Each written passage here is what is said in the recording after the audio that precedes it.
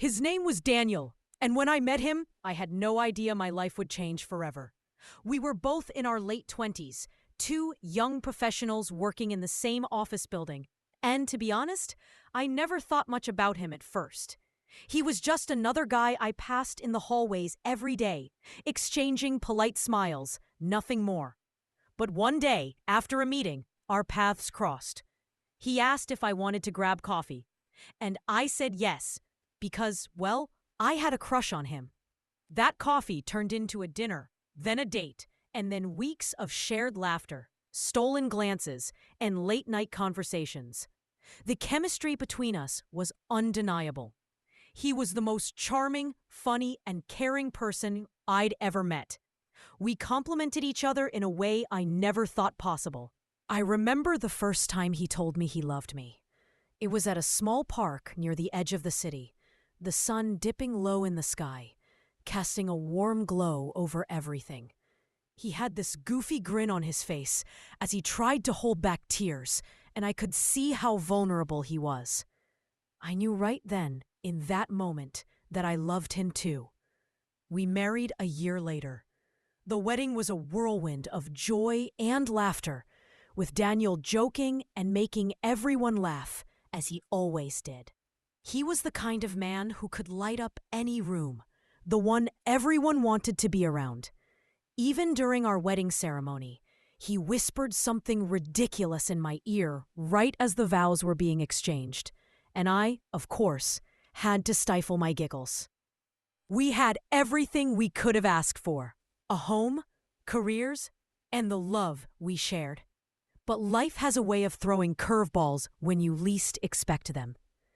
It started as a cough, just a little one, like most people get when the weather changes. Daniel didn't think much of it, but after a few weeks, it didn't go away.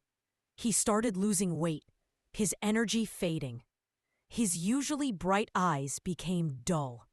Still, he shrugged it off. He was stubborn like that. When he finally agreed to go to the doctor, I could see the fear in his eyes. But he didn't say anything. I held his hand tightly, trying to reassure him, but deep down I knew something wasn't right. The diagnosis hit us like a freight train. Cancer. Aggressive, fast-moving. He only had months to live. The days that followed were a blur of doctor's appointments, treatments, and endless phone calls. Our lives turned upside down. I tried to be strong for Daniel, but inside, I was breaking. It wasn't just the cancer that was taking him away from me. It was the slow, gradual disappearance of the person I loved. He was fading, and I was helpless. We spent our final months together, in a haze of hospital rooms and quiet conversations.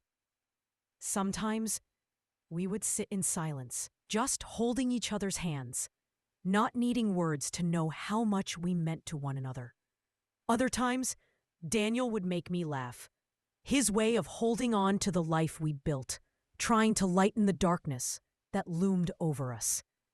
He would joke about the ridiculous things, like how he would haunt me if I ever remarried. "I'll be the ghost at your wedding," he'd say with a smirk, "and I'll make sure to mess up your vows." The day of his funeral came too quickly. It felt surreal, walking into the church and seeing the casket there, with everyone dressed in black, their faces solemn. I had to remind myself to breathe, to stay strong, for him, for us. The ceremony was like any other funeral, mourners speaking kind words about him, remembering the good times. I couldn't focus on what they were saying. My mind kept drifting back to all the little moments we shared. I couldn't help it. I started to feel overwhelmed. How was it that I was standing here, in front of everyone, saying goodbye to the man I loved? And then, I remembered. It was during the eulogy. The priest was talking about how Daniel had always been the life of the party, the person who could make anyone laugh. He shared a few anecdotes, some funny, some heartfelt. But then the priest mentioned something that hit me.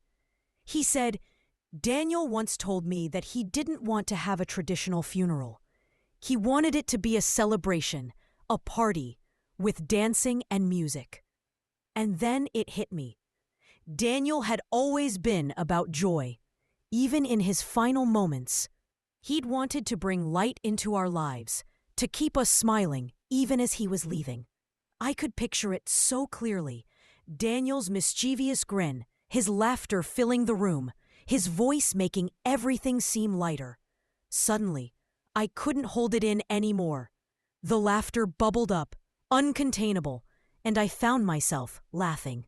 I don't know if it was the absurdity of it all, the weight of the grief, or just the memory of how Daniel would have laughed at the situation himself, but I couldn't stop. I looked around at the mourners, their shocked expressions, but I didn't care. I laughed. Because in that moment, I realized that Daniel was still here, still alive in the memories we had shared, in the laughter that still echoed in my heart. I stopped laughing abruptly when I saw the confused, worried faces of the people around me. My mother-in-law, my friends, even the priest, they were all looking at me like I had lost my mind. But then, as I glanced back at the casket, I saw something that made me pause, something that made my heart stop. There, on the side of the casket, was a small note. It wasn't there before. I rushed to it. I opened the folded paper carefully, and as I read, tears began to pour from my eyes. It was a letter from Daniel. To my beloved Lily, it started. I know this isn't how you thought things would go, but I want you to know something. This funeral isn't about me. It's about you. Live, love, laugh. You have my blessing to be happy again, to find joy in your life. I'll be with you every step of the way, in the memories we shared. I love you, always. I couldn't breathe. The tears flowed freely now. I collapsed into the arms of my best friend, my heart full of both sorrow and overwhelming love. Daniel had left me with the one thing I needed most: permission to live, to love, and to laugh again. His final message wasn't one of sadness.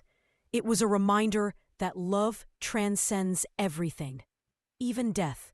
And so, in that moment, I understood. I had to let go. Not of him, but of the grief. I had to live, just as he had always wanted me to.